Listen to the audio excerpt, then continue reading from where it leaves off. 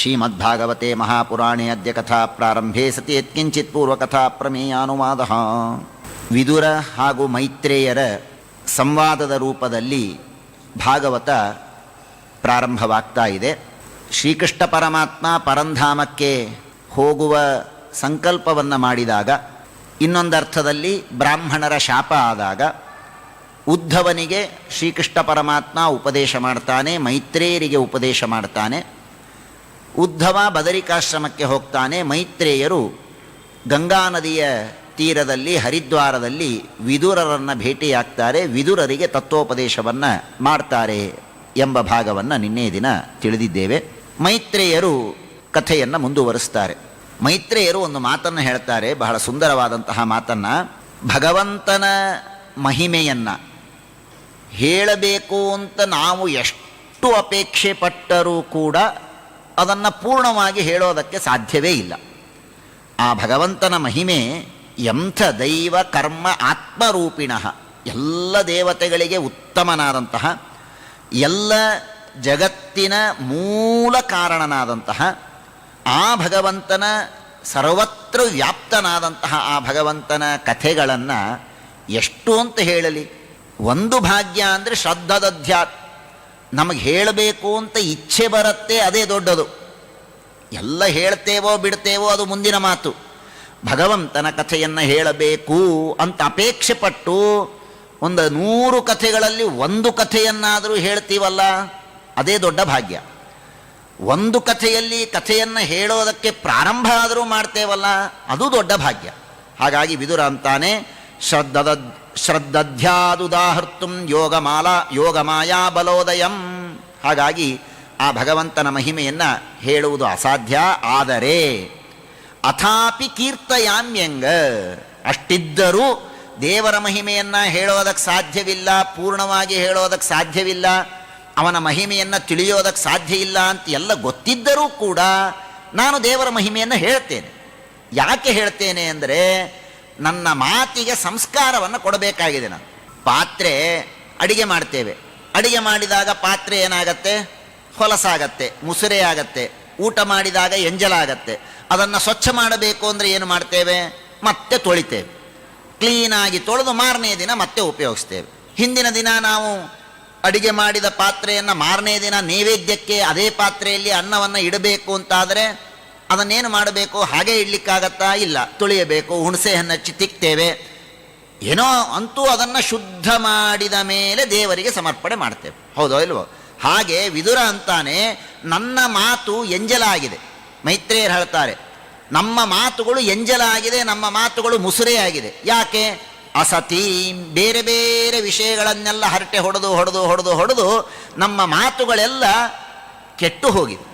ಆ ಕೆಟ್ಟು ಹೋದ ಅಸತ್ತಾದ ಆ ಮಾತುಗಳನ್ನು, ದುಷ್ಟವಾದ ಆ ಮಾತುಗಳನ್ನು ಸಂಸ್ಕಾರ ಮಾಡಬೇಕಲ್ಲ, ಅದನ್ನು ಕ್ಲೀನ್ ಮಾಡಬೇಕು, ಅದನ್ನು ಸ್ವಚ್ಛ ಮಾಡಬೇಕು.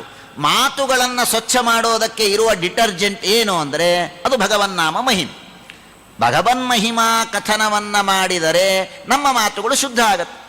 ಎಷ್ಟೇ ಹೊಲಸಾಗಿರಲಿ ನಮ್ಮ ಮಾತುಗಳು, ಬೆಳಿಗ್ಗೆಯಿಂದ ರಾತ್ರಿಯವರೆಗೆ ನಮ್ಮ ಬಾಯಿಯಿಂದ, ನಮ್ಮ ಮಾತುಗಳಿಂದ ಏನೇನೋ ವಿಷಯಗಳನ್ನು ಮಾತಾಡಿರ್ತೇವಲ್ಲ. ಹಾಗಾದರೆ ಮಲಗಿಕೊಳ್ಳಬೇಕಾದರೆ ಮನೆಯಲ್ಲಿ ಅಡಿಗೆ ಮನೆಯನ್ನೆಲ್ಲ ಕ್ಲೀನ್ ಮಾಡಿ ಮಾರನೇ ದಿನ ಸ್ವಚ್ಛ ಮಾಡಿ ಅಡಿಗೆ ಮಾಡೋದಕ್ಕೆ ಅನುಕೂಲ ಆಗಲಿಕ್ಕೆ ಅಂತ ಎಲ್ಲ ಕ್ಲೀನ್ ಮಾಡಿ ನೀಟ್ ಮಾಡಿ ಒಲೆ ಗೀಲ ಪಾತ್ರೆ ಎಲ್ಲ ತೊಳೆದು ರಂಗೋಲಿ ಹಾಕಿ ಇಟ್ಟಿರ್ತಾರೆ, ಮಾರನೇ ದಿನ ಆಗಲಿ ಅಂತ. ನೀವು ಅಷ್ಟೆಲ್ಲ ರಂಗೋಲಿ ಹಾಕಿ ಇಟ್ಟ ಮೇಲೆ ನಿಮ್ಮ ಮಕ್ಕಳು ಬಂದು ಅಡಿಗೆ ಮನೆಯಲ್ಲಿ ಏನಾದರೂ ಮತ್ತೆ ಮುಸುರೆ ಮಾಡಿದರೆ ನಿಮಗೆ ಹೇಗೆ ಕೋಪ ಬರೋದಿಲ್ಲ? ಬರುತ್ತೆ ತಾನೇ ಕೋಪ. ಹಾಗೆ ನಮ್ಮ ಮಾತುಗಳು, ನಾವು ಬೆಳಗ್ಗೆಯಿಂದ ಬೇಕಾದಷ್ಟು ಮಾತಾಡಿರ್ತೇವೆ, ಆದರೆ ಮಲಕೋಬೇಕಾದರೆ ಆ ಮಾತಿಗೆ ಒಂದು ಸಂಸ್ಕಾರವನ್ನು ಕೊಡಬೇಕು. ಅದೇನು ಸಂಸ್ಕಾರ ಅಂದರೆ ಭಗವನ್ನಾಮ ಸ್ಮರಣೆ. ಭಗವನ್ನಾಮ ಸ್ಮರಣೆಯನ್ನು ಮಾಡಿ ಹಾಸಿಗೆಯ ಮೇಲೆ ಕೂತು ಎಲ್ಲ ಮುಗಿತು, ಇನ್ನೇನೂ ಇಲ್ಲ, ನಾನು ಇನ್ನು ಕಣ್ಣು ಮುಚ್ಚುತ್ತೇನೆ ಅಂತ ಆಗಬೇಕಾದರೆ ದೇವರ ನಾಮ ಸ್ಮರಣೆಯನ್ನು ಮಾಡಿ ಬಾಯಿ ಮುಚ್ಚಿಬಿಟ್ರೆ ಆಮೇಲೆ ಬೇರೆ ಮಾತಾಡಬಾರ್ದು. ಬೇರೆ ಮಾತಾಡಿದರೆ ಮತ್ತೆ ಅಡಿಗೆ ಮನೆ ಹೊಲಸು ಮಾಡಿದಂತೆ, ಪಾತ್ರೆ ಹೊಲಸು ಮಾಡಿದಂತೆ. ಎಷ್ಟು ಚೆನ್ನಾಗಿದೆ ನೋಡಿ. ಹೇಳ್ತಾರೆ, ಕೀರ್ತಿಂ ಹರೇಹೇ ಸ್ವಾಂ ಸಂಸ್ಕರ್ತುಂ ಗಿರಮನ್ಯಾಭಿಧಾಂ ಸತೀಂ. ಗಿರಮನ್ಯಾಭಿಧಾಂ, ನನ್ನ ಮಾತು ಯಾವಾಗಲೂ ರಾಜರ ವರ್ಣನೆ ಮಾಡು, ಅವರು ಹೇಳಿಕೊಳ್ಳೋದು. ನಮ್ಮ ಬೇಕಾದಷ್ಟು ಏನೇನೋ ಮಾತಾಡ್ತೇವೆ, ವ್ಯರ್ಥವಾದ ಮಾತುಗಳನ್ನು ಆಡ್ತೇವೆ. ಈ ಬೇರೆ ಮಾತನಾಡುವಂತಹ ನನ್ನ ಮಾತಿಗೆ ಸಂಸ್ಕಾರವನ್ನು ನಾವು ಕೊಡಬೇಕಾದರೆ ಏನು ಮಾಡಬೇಕು? ಭಗವಂತನ ನಾಮಸ್ಮರಣೆಯನ್ನು ಮಾಡಬೇಕು, ಅವನ ಗುಣಗಾನವನ್ನು ಮಾಡಬೇಕು. ಅವನ ಗುಣಗಾನವನ್ನು ಮೇಲಿಂದ ಮೇಲೆ ಮಾಡ್ತಾ ಇದ್ದರೆ ನಮ್ಮ ಮಾತು ಶುದ್ಧವಾಗಿ ಇರುತ್ತೆ, ನಮ್ಮ ಮಾತು ಶುದ್ಧವಾಗಿ ಇರುತ್ತೆ. ಮೇಲಿಂದ ಮೇಲೆ ಮಾಡಿದರೆ ಕದಾಚಿತ್ ನಿರಂತರವಾಗಿ ಮಾಡುವಂತಹ ಪ್ರವೃತ್ತಿ ನಮ್ಮ ಮನಸ್ಸಿಗೆ ಬರುತ್ತೆ. ಹಾಗಾಗಿ ನಾನು ಆ ಭಗವಂತನ ಗುಣಗಾನವನ್ನು ಮಾಡ್ತೇನಪ್ಪ, ದೇವರ ಮಹಿಮೆ ಬಹಳ ಗೊತ್ತಿದೆ, ಎಲ್ಲವನ್ನೂ ನಾನು ಹೇಳಿಬಿಡ್ತೇನೆ ಅಂತನ್ನುವ ಅಹಂಕಾರದಿಂದ ನಾನು ಹೇಳ್ತಾ ಇಲ್ಲ, ಭಗವನ್ನಾಮ ಸ್ಮರಣೆಯನ್ನು ಮಾಡ್ತೇನೆ. ಹಾಗಾಗಿ ಏಕಾಂತ ಲಾಭಂ ವಚಸೋನು ಪುಂಸಃ ಸುಶ್ಲೋಕ ಮೌಲೇರ್ಗುಣವಾದ ಮಾಹುಹು. ನಮ್ಮ ಮಾತು, ನಮ್ಮ ನಾಲಿಗೆಗೆ ಏನಪ್ಪ ಅದರ ಕೊನೆಯ ಗುರಿ? ಅದರ ಕೊನೆಯ ಗುರಿ ಏನು ಅಂದರೆ ಭಗವನ್ನಾಮ ಸ್ಮರಣೆ. ಹಾಗಾಗಿ ಆ ಭಗವಂತನ ಕಥೆಗಳನ್ನು ನಾನು ಹೇಳ್ತೇನೆ ಎಂಬುದಾಗಿ ಮೈತ್ರೇಯರು ಮತ್ತೆ ಪ್ರಾರಂಭವನ್ನು ಮಾಡ್ತಾರೆ. ವಿದುರರು ಪ್ರಶ್ನೆಯನ್ನು ಮಾಡ್ತಾರೆ, ಬೇಕಾದಷ್ಟಿದೆ, ಒಂದೊಂದೇ ಪಾಯಿಂಟ್ಸ್ಗಳನ್ನು ಹೇಳ್ತಾ ಹೋಗ್ತೇನೆ. ವಿದುರರು ಒಂದು ಪ್ರಶ್ನೆಯನ್ನು ಮಾಡ್ತಾರೆ, ಅಲ್ಲ ದೇವರು ಎಲ್ಲರಲ್ಲಿ ಎಲ್ಲ ದೇಹದಲ್ಲಿ ಇದ್ದಾನೆ ಅಂತಂತೀರಲ್ಲ, ಎಲ್ಲರ ದೇಹದಲ್ಲಿ ದೇವರು ಇದ್ದಾನೆ ಅಂದಮೇಲೆ ಆ ದೇಹದಲ್ಲಿ ದೇವರಿದ್ದ ಮೇಲೆ ದೇಹಕ್ಕೆ ಏನೇನಾಗತ್ತೋ ದೇವರಿಗೂ ಆಗಬೇಕಲ್ಲ, ದೇಹಕ್ಕೆ ಏನೇನಾಗತ್ತೋ ದೇವರಿಗೂ ಆಗಬೇಕು.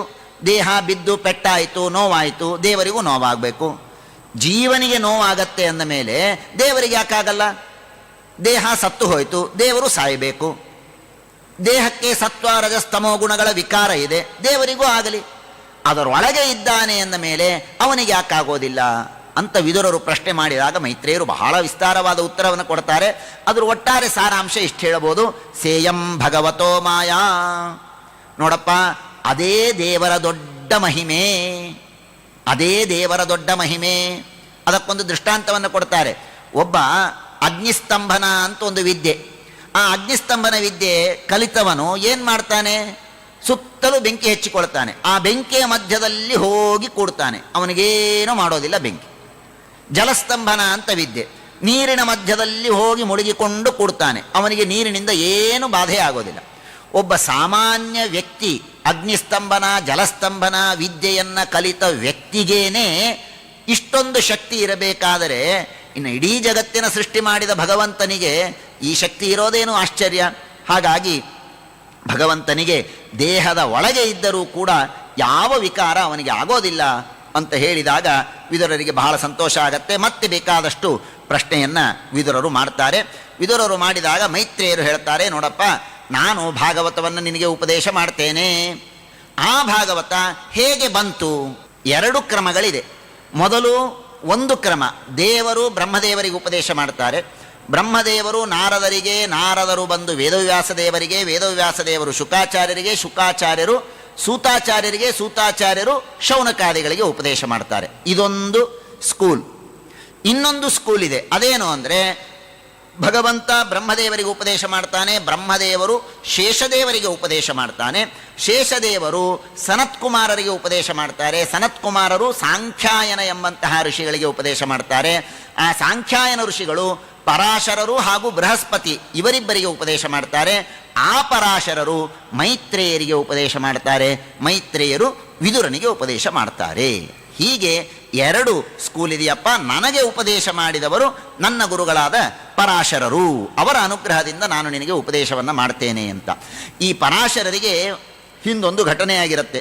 ವಿಶ್ವಾಮಿತ್ರರದು ವಸಿಷ್ಠರದು ಕಥೆ ನೀವು ಕೇಳಿದ್ದೀರಿ, ಅವರಿಬ್ಬರ ಜಗಳ ಎಲ್ಲ ಇರುತ್ತೆ. ಆ ಸಂದರ್ಭದಲ್ಲಿ ಏನಾಗತ್ತೆ ಅಂದರೆ ವಸಿಷ್ಠರ ಮಗ ಶಕ್ತಿ ಅಂತ, ಆ ವಸಿಷ್ಠರ ಮಗ ಶಕ್ತಿ ಋಷಿಗಳನ್ನು ರಾಕ್ಷಸರೆಲ್ಲ ಬಂದು ತಿಂದು ಬಿಡ್ತಾರೆ. ರಾಕ್ಷಸರೆಲ್ಲ ಬಂದು ತಿಂದಾಗ ಆಗ ಆ ಶಕ್ತಿಯ ಮಗ ಪರಾಶರ, ಶಕ್ತಿಯ ಮಕ್ಕಳು ಪರಾಶರರು ಎಲ್ಲ ರಾಕ್ಷಸ ಕುಲವನ್ನು ನಾಶ ಮಾಡ್ತೇನೆ ಅಂತ ಹೇಳಿ ಒಂದು ದೊಡ್ಡ ಯಜ್ಞವನ್ನು ಮಾಡಲಿಕ್ಕೆ ಶುರು ಮಾಡ್ತಾರೆ.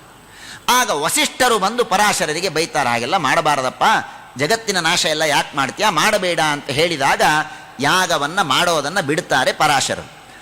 ಆಗ ಪುಲಸ್ತ್ಯ ಋಷಿಗಳು ಬರ್ತಾರೆ. ಪುಲಸ್ತ್ಯ ಋಷಿಗಳು ಯಾರು? ಈ ಎಲ್ಲ ರಾಕ್ಷಸರನ್ನು ಹುಟ್ಟಿಸಿದವರು ಪುಲಸ್ತ್ಯ ಋಷಿಗಳು.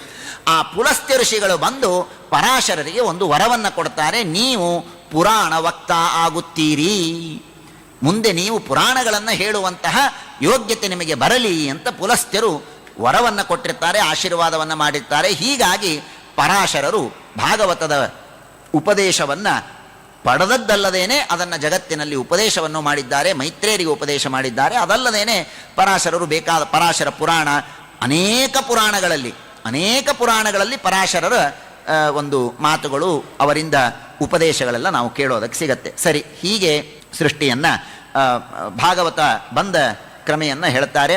ಆಮೇಲೆ ಮತ್ತೆ ಸೃಷ್ಟಿಯ ಬಗ್ಗೆ ಹೇಳ್ತಾರೆ. ಇಲ್ಲಿ ಭಾಗವತದಲ್ಲಿ ಸೃಷ್ಟಿ ಅನೇಕ ಬಾರಿ ಬಂದಿದೆ. ಒಮ್ಮೆ ಶುಕಾಚಾರ್ಯರು ಹೇಳ್ತಾರೆ, ಒಮ್ಮೆ ಶೌನಕರು ಹೇಳ್ತಾರೆ, ಒಮ್ಮೆ ಮೈತ್ರೇಯರು ಹೇಳ್ತಾರೆ, ಒಮ್ಮೆ ನಾರದರು ಹೇಳ್ತಾರೆ. ಹೀಗೆ ಅನೇಕ ಬಾರಿ ಬಂದಿದೆ. ಪ್ರತಿ ಬಾರಿಯನ್ನು ನಾನು ವಿಸ್ತಾರವಾಗಿ ಹೇಳೋದಿಲ್ಲ, ಸುಮ್ಮನೆ ಹೇಳ್ತಾ ಹೋಗ್ತೇನೆ. ಪಾದ್ಮಕಲ್ಪ ಅಂತ ಇದಕ್ಕೆ ಹೆಸರು. ಸೃಷ್ಟಿಯ ಬಗ್ಗೆ ತಿಳಿಸಿಕೊಡ್ತಾರೆ. ಆ ಸೃಷ್ಟಿ ಪ್ರಳಯ ಕಾಲ ಇರುತ್ತೆ. ಪ್ರಳಯ ಕಾಲದಲ್ಲಿ ಸತ್ಯಲೋಕ ಈಗ ಎಲ್ಲಿದೆ ಅಲ್ಲಿಯವರೆಗೆ ನೀರಿರುತ್ತೆ. ಸತ್ಯಲೋಕ ಇರೋದಿಲ್ಲ, ಆದರೆ ಸತ್ಯಲೋಕ ಇದ್ದರೆ ಎಲ್ಲಿರಬೇಕಾಗಿತ್ತೋ ಅಲ್ಲಿಯವರೆಗೆ ಪೂರ್ಣವಾಗಿ ನೀರು ತುಂಬಿರುತ್ತೆ, ಪ್ರಳಯ ಕಾಲದ ನೀರು. ಆ ನೀರು ತುಂಬಿದಾಗ ದೇವರು ಶೇಷಶಾಹಿಯಾಗಿ ಮಲಗಿಕೊಂಡಿರ್ತಾನೆ, ಒಬ್ಬನೇ ಇರ್ತಾನೆ. ದೇವರು ಶೇಷಶಾಹಿಯಾಗಿ ಮಲಗಿದಾಗ ಮತ್ತೆ ಸೃಷ್ಟಿಕಾಲ ಬರುತ್ತೆ. ಸೃಷ್ಟಿಕಾಲ ಬಂದಾಗ ದೇವರ ಹೊಟ್ಟೆಯಲ್ಲೂ ಕೂಡ ನೀರಿರುತ್ತೆ. ಅದನ್ನು ಗರ್ಭೋದಕ ಅಂತ ಕರೀತಾರೆ. ಹೊರಗೆ ಇರುವ ನೀರು ಪ್ರಲಯೋದಕ, ದೇವರ ಹೊಟ್ಟೆಯಲ್ಲೇ ಇರುವ ನೀರನ್ನು ಗರ್ಭೋದಕ ಅಂತ ಕರೀತಾರೆ. ಆ ಗರ್ಭೋದಕ ಹೊಟ್ಟೆಯಲ್ಲಿರುತ್ತೆ. ಸೃಷ್ಟಿಕಾಲ ಬಂದ ಕೂಡಲೇ ದೇವರೇನು ಮಾಡ್ತಾನೆ ಅಂದರೆ ದೇವರ ಹೊಟ್ಟೆಯಲ್ಲಿ ಜೋರಾಗಿ ಗಾಳಿ ಬೀಸತ್ತು. ಹೊಟ್ಟೆಯಲ್ಲಿಯೇ ಗಾಳಿ ಬೀಸತ್ತೆ. ಗಾಳಿ ಬೀಸಿದಾಗ ಏನಾಗತ್ತೆ, ಆ ನೀರಿನ ಅಂಶ ಏನಿದೆ ನೋಡಿ, ಆ ನೀರಿನ ಅಂಶ ಎಲ್ಲ ಹೋಗಿ ಒಣವಾದ ಒಂದು ದೊಡ್ಡ ಗಟ್ಟಿಯಾದ ರೂಪ ಆಗಿಬಿಡತ್ತೆ ಆ ನೀರು ನೀರಿನ ಅಂಶ ಎಲ್ಲ ಹೋಗಿ ಒಂದು ಘನೀಭೂತವಾದ ಒಂದು ದ್ರವ್ಯ ಆಗಿ ನಿರ್ಮಾಣ ಆಗತ್ತೆ ಆ ಹೊಟ್ಟೆಯ ಒಳಗಿರುವಂತಹ ನೀರು. ಆ ಘನೀಭೂತವಾದ ಏನು ನೀರು ಅದು ಪೃಥ್ವಿನೇ. ಅದು ಒಂದರ್ಥದಲ್ಲಿ ಪೃಥ್ವಿ ಇದ್ದ ಹಾಗೆ. ಆ ಗಟ್ಟಿಯಾದ ಅಂಶ ಏನಿದೆ ನೋಡಿ, ಅದೇ ದೇವರ ಹೊಕ್ಕಳಿಂದ ಹೊರಗೆ ಬರುತ್ತೆ. ಹೊಕ್ಕಳಿಂದ ಹೊರಗೆ ಬಂದಾಗ ಅದೇ ಪದ್ಮ ಆಗತ್ತೆ. ಇದು ಪದ್ಮ ಆಗತ್ತೆ. ಪದ್ಮ ಆದ ಮೇಲೆ ಅಲ್ಲಿ ಬ್ರಹ್ಮದೇವರು ಬರ್ತಾರೆ. ಬ್ರಹ್ಮದೇವರು ಬಂದು ಆ ಕಡೆ ಈ ಕಡೆ ನೋಡ್ತಾರೆ, ಏನು ಕಾಣೋದಿಲ್ಲ. ಎಲ್ಲ ಕಡೆಗೆ ನೋಡ್ತಾರೆ. ಮೊದಲು ಹೀಗೆ ನೋಡ್ತಾರೆ, ಇಲ್ಲೊಂದು ಮುಖ ಇರುತ್ತೆ. ಪೂರ್ವಕ್ಕೆ ನೋಡ್ತಾರೆ, ದಕ್ಷಿಣಕ್ಕೆ ನೋಡೋಣ ಅಂತ ತಿರುಗ್ತಾರೆ, ಅಲ್ಲೊಂದು ಮುಖ ಬರುತ್ತೆ. ಪಶ್ಚಿಮಕ್ಕೆ ನೋಡೋಣ ಅಂತ ತಿರುಗ್ತಾರೆ, ಅಲ್ಲೊಂದು ಮುಖ. ಹೀಗೆ 4 ದಿಕ್ಕಿಗೆ ತಿರುಗಿ ನೋಡಿದಾಗ 4 ಮುಖಗಳು ಬ್ರಹ್ಮದೇವರಿಗೆ ಆಗ ಬರುತ್ತೆ. ಆ 4 ಭೇಜೆ ಅನುದಿಶಂ ಮುಖಾನಿ, ಮುಖವನ್ನು ನೋಡ್ತಾರೆ. ಜೋರು ಗಾಳಿ, ಆ ನೀರೆಲ್ಲ ಅಲ್ಲೋಲ ಕಲ್ಲೋಲ ಆಗ್ತಾ ಇದೆ. ಇವರು ಪದ್ಮದಲ್ಲಿ ಕೂತಿದ್ದಾರೆ, ಪದ್ಮ ಜೋರಾಗಿ ಅಳ್ಳಾಡ್ತಾ ಇದೆ. ವಿಚಾರ ಮಾಡ್ತಾರೆ, ಯಾರು ನಾನು, ಎಲ್ಲಿಂದ ಬಂದೆ, ಈ ಪದ್ಮ ಯಾವುದು, ನನ್ನನ್ನು ಹುಟ್ಟಿಸಿದವರು ಯಾರು, ಈ ಪದ್ಮವನ್ನು ಹುಟ್ಟಿಸಿದವರು ಯಾರು, ಗೊತ್ತೇ ಆಗೋದಿಲ್ಲ. ವಿಚಾರ ಮಾಡ್ತಾರೆ. ವಿಚಾರ ಮಾಡಿ, ನಾನು ಹುಟ್ಟಿದ್ದೇನೆ, ಪದ್ಮ ಇದೆ ಅಂದರೆ ಯಾರೋ ಒಬ್ರು ಇರಲೇಬೇಕಲ್ಲ ಅಂತ ಹೇಳಿ ನೋಡೋಣ ಅಂತ ಹೇಳಿ ಆ ಪದ್ಮದ ನಾಲ ಇರುತ್ತಲ್ಲ, ದೇಟು, ಆ ದೇಟಿನ ಒಳಗೆ ಪ್ರವೇಶ ಮಾಡ್ತಾರೆ.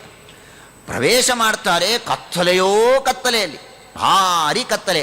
ಆ ದೇಟಿನಲ್ಲಿರುವ ಸಣ್ಣ ಸಣ್ಣ ರಂಧ್ರಗಳಲ್ಲೆಲ್ಲ ಹುಡುಕ್ತಾರಂತೆ. ಯಾರಿದ್ದಾರೆ ನನ್ನ ಸೃಷ್ಟಿ ಮಾಡಿದವರು ಯಾರು ಅಂತ ಎಲ್ಲ ಕಡೆಗೆ ಹುಡುಕ್ತಾ ಒಂದು 100 ವರ್ಷ ಹುಡುಕ್ತಾರೆ. ಬ್ರಹ್ಮದೇವರ ವಯಸ್ಸೆಲ್ಲ ನಮ್ಮ ಮನುಷ್ಯಮಾನದಿಂದ 100 ವರ್ಷದವರೆಗೆ ಆ ಪದ್ಮದಲ್ಲೆಲ್ಲ ಹುಡುಕ್ತಾರೆ ಬ್ರಹ್ಮದೇವರು ಹುಡುಕದ ಮೇಲೆ ಸರಿ, ಇನ್ನು ದೇವರ ಅನುಗ್ರಹ ಇಲ್ಲದೆ ಏನು ಗೊತ್ತಾಗೋದಿಲ್ಲ ಅಂತ ಹೇಳಿ ಬ್ರಹ್ಮದೇವರು ಧ್ಯಾನವನ್ನು ಮಾಡ್ತಾರೆ, ಪ್ರಾಣಾಯಾಮವನ್ನು ಮಾಡ್ತಾರೆ. ಬ್ರಹ್ಮದೇವರು ಪ್ರಾಣಾಯಾಮವನ್ನು ಮಾಡಿದಾಗ ಮತ್ತೆ 100 ವರ್ಷ ಪ್ರಾಣಾಯಾಮವನ್ನು ಮಾಡ್ತಾರೆ. ದೇವರು ಆಗ ಪ್ರತ್ಯಕ್ಷನಾಗ್ತಾನೆ.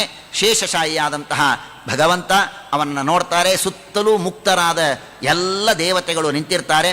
ಆ ದೇವತೆಗಳಲ್ಲಿ ನಿಂತಾಗ ಸರಿ, ಭಗವಂತನ ನೋಡಿ ಬಹಳ ಸುಂದರವಾಗಿ ಹೇಳ್ತಾರೆ. ಬ್ರಹ್ಮದೇವರು ದೇವರನ್ನು ನೋಡಿದರು.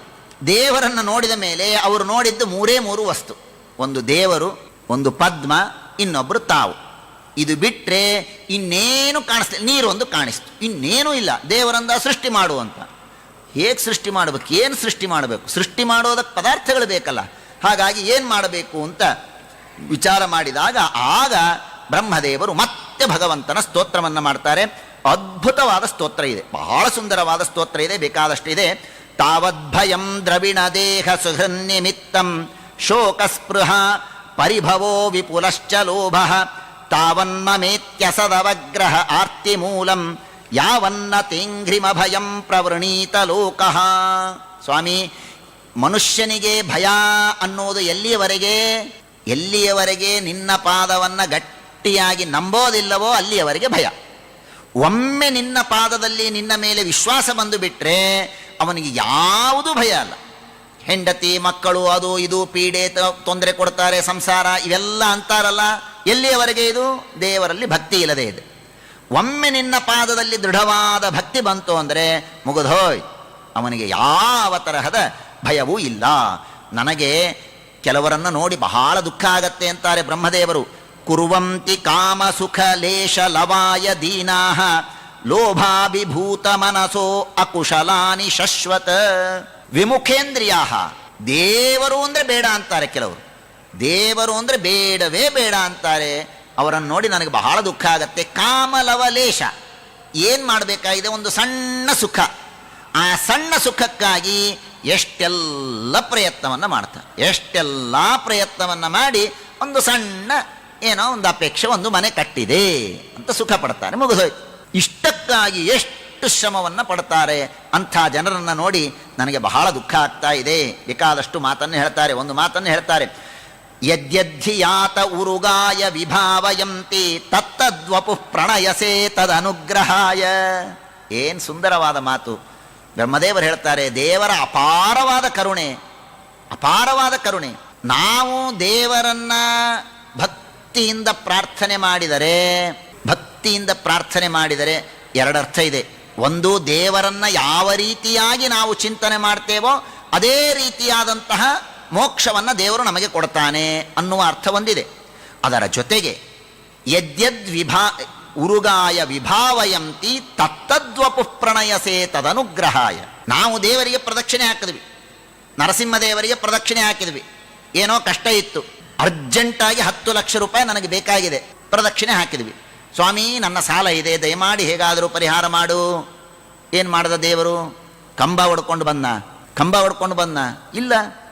ತತ್ತದ್ವಪು ಪ್ರಣಯಸೆ, ನನಗೆ 10 ಲಕ್ಷ ರೂಪಾಯಿ ಬೇಕಲ್ಲ, ಎಲ್ಲೋ ಒಂದು ಕಡೆಗೆ ನಂದು ಸ್ಟ್ರಕ್ ಆಗಿರುತ್ತೆ. ಮಾರನೇ ದಿನನೇ ಒಂದು ಲೆಟರ್ ಬರುತ್ತೆ, ನಿಂದು ರಿಲೀಸ್ ಆಗಿದೆ ಅಂತ ಬರುತ್ತೆ. ಯಾರು ಮಾಡಿದ್ರಿದು? ತತ್ತದ್ವಪು. ದೇವರು ಬರೋದಿಲ್ಲ.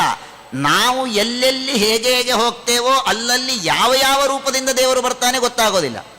ಅದು ತಂದೆಯ ರೂಪದಿಂದ ಬರಬಹುದು, ತಾಯಿಯ ರೂಪದಿಂದ ಬರಬಹುದು, ಅಣ್ಣ ತಮ್ಮಂದಿರ ರೂಪದಿಂದ ಬರಬಹುದು. ದೇವರು ರಕ್ಷಣೆ, ಒಂದು ಪ್ರಸಿದ್ಧವಾದ ಮಾತಿಲ್ಲ, ದೇವರು ಭೂಮಿಯಲ್ಲಿ ಬರೋದಕ್ಕಾಗೋದಿಲ್ಲ ಅನ್ನೋದಕ್ಕಾಗಿ ತಾಯಿಯನ್ನು ಸೃಷ್ಟಿ ಮಾಡಿದ ಅಂತ ಹೇಳ್ತಾರಲ್ಲ. ಹಾಗೆ ದೇವರು ನಮ್ಮನ್ನು ರಕ್ಷಣೆ ಮಾಡುವುದಕ್ಕಾಗಿ ತಾಯಿ ಒಂದಲ್ಲ, ಯಾವ ರೂಪದಿಂದ ದೇವರು ರಕ್ಷಣೆ ಮಾಡ್ತಾನೆ ಗೊತ್ತಾಗೋದು. ನಿಮ್ಮ ಅನುಭವಕ್ಕೆ ಬಂದಿಲ್ವಾ ಇದು? ದೇವರು ಬೇರೆ ಬೇರೆ ಪ್ರಸಂಗಗಳಲ್ಲಿ ಕಷ್ಟ ಇದ್ದಾಗ ಬೇರೆ ಬೇರೆ ರೂಪದಿಂದ ಬಂದು ನಮ್ಮನ್ನು ರಕ್ಷಣೆ ಮಾಡ್ತಾನೆ ಅಂತ ಅನುಭವಕ್ಕೆ ಬಂದಿದೆಯೋ ಇಲ್ವೋ? ನಮಗೆ ಗೊತ್ತಾಗೋದಿಲ್ಲ. ಕುಂತಿ ಹೇಳಿಬಿಟ್ಟಿದ್ದಾಳೆ, ದೇವರೇ ಬಂದು ರಕ್ಷಣೆ ಮಾಡಿದ್ರು, ಇವನು ದೇವರು ಅಂತೂ ಗೊತ್ತಾಗೋದಿಲ್ಲ ನಮಗೆ. ಅದು ನಮ್ಮ ಪ್ರಾರಬ್ಧ. ಆದರೆ ದೇವರು ರಕ್ಷಣೆ ಮಾಡೋದು ಮಾತ್ರ ಬಿಡೋದಿಲ್ಲ. ಎಷ್ಟು ಸುಂದರವಾಗಿ ಹೇಳ್ತಾರೆ, ಯದ್ಯದ್ಧಿಯಾತ ಉರುಗಾಯ ವಿಭಾವಯಂತಿ ತತ್ತದ್ವಪು ಪ್ರಣಯಸೆ ತದನುಗ್ರಹಾಯ. ಹಾಗೆ ಭಗವಂತ ನೀನು ಅನುಗ್ರಹವನ್ನು ಮಾಡ್ತಿ. ಒಂದು ಮಾತನ್ನು ಹೇಳ್ತಾರೆ, ಭಗವಂತ ನಿನಗೆ ಬಂಗಾರದ ಕಿರೀಟ, ಬಂಗಾರದ ತುಳಸಿ ಮಣಿ ಏನು ಮಾಡಿದರೂ ನಿನಗೆ ತೃಪ್ತಿ ಇಲ್ಲ. ಆದರೆ ಸರ್ವಭೂತ ದಯೆಯ,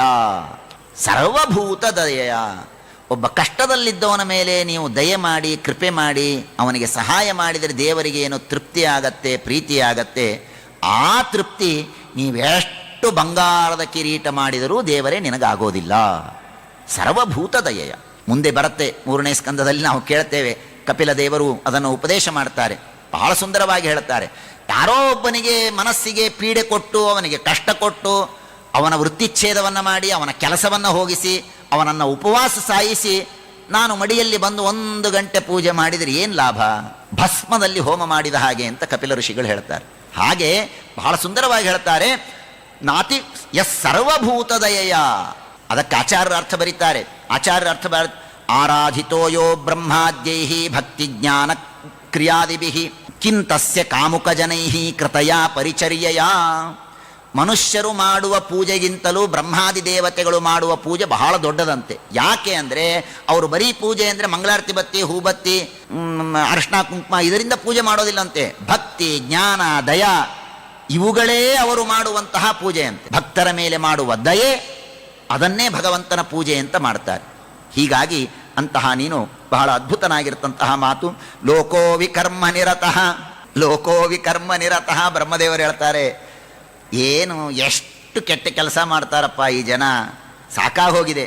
ಕುಶಲೇ ಪ್ರಮತ್ತಃ, ಏನಾದರೂ ಒಳ್ಳೆಯ ಕೆಲಸ ಮಾಡು ಅಂದರೆ ಮರ್ತೇ ಬಿಡ್ತಾರೆ, ಮರಿತಾರೆ, ಬಿಡ್ತಾರೆ, ಬೇಡ ಬಿಡು ಅಂತಂತಾರೆ.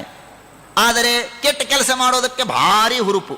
ವಿಕರ್ಮ ನಿರತಃ ಕುಶಲೇ ಪ್ರಮತ್ತಃ, ಒಳ್ಳೆಯ ಕೆಲಸ ಮಾಡು ಅಂದರೆ ಮಾಡೋದಿಲ್ಲ. ಕುಶಲೇ ಪ್ರಮತ್ತಃ ಕರ್ಮಣ್ಯಯಂ ತ್ವದುದಿತೆ ಭವದರ್ಚನೆ ಸ್ವೇ.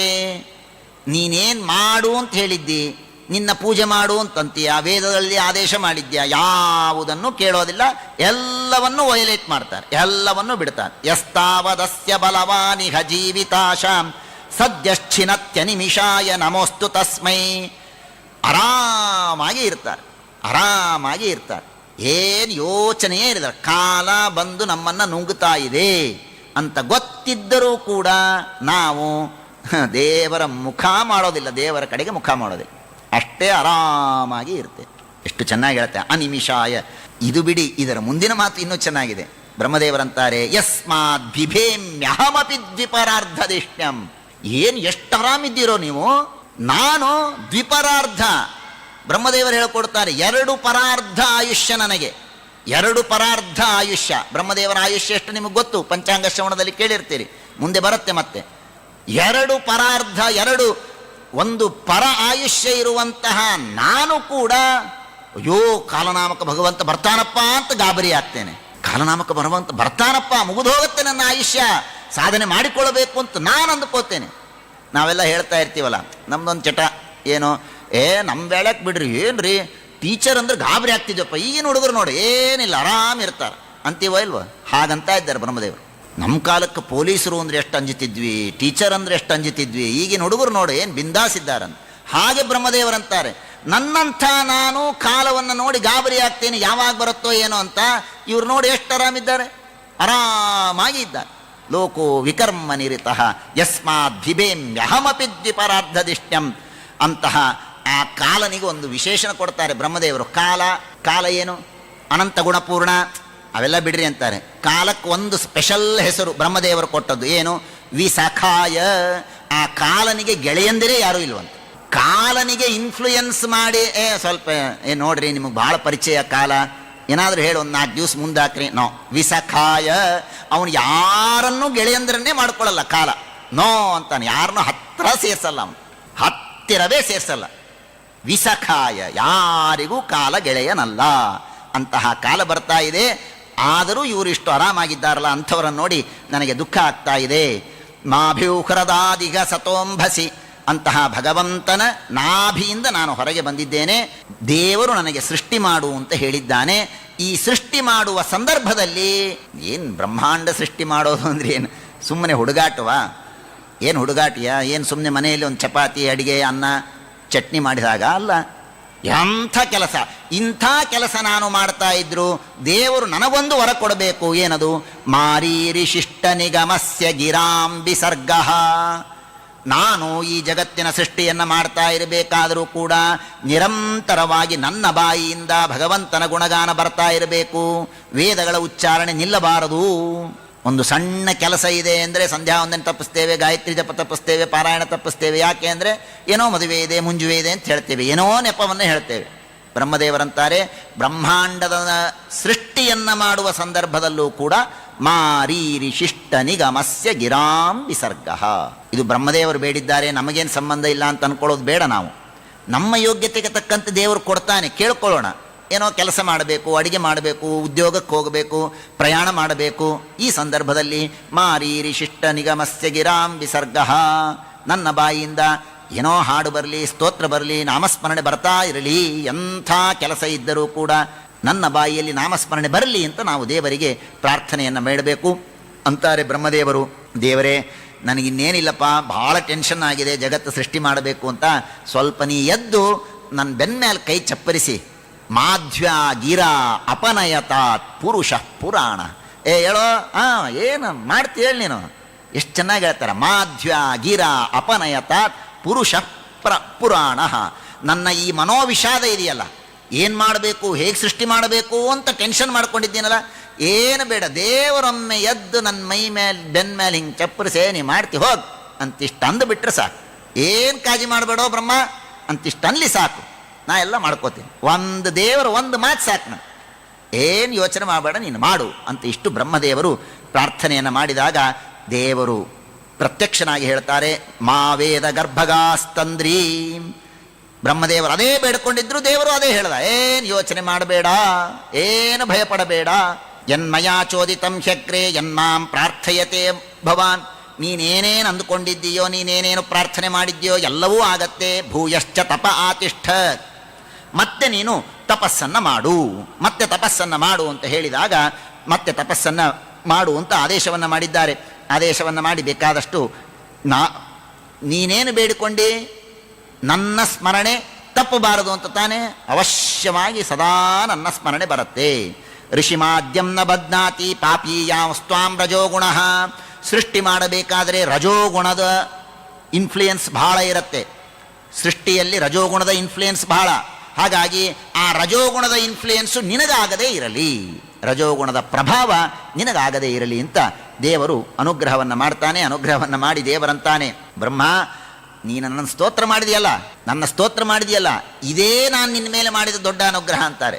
ಯಚ್ಚಕರ್ಥ ಮಮ ಸ್ತೋತ್ರಂ ಮತ್ಕಥಾ ಅಭ್ಯುದಯಾಂಕಿತಂ ಯದ್ವಾ ತಪಸಿ ನಿಷ್ಠಾಚ ಸ ಏಷ ಮದನುಗ್ರಹ.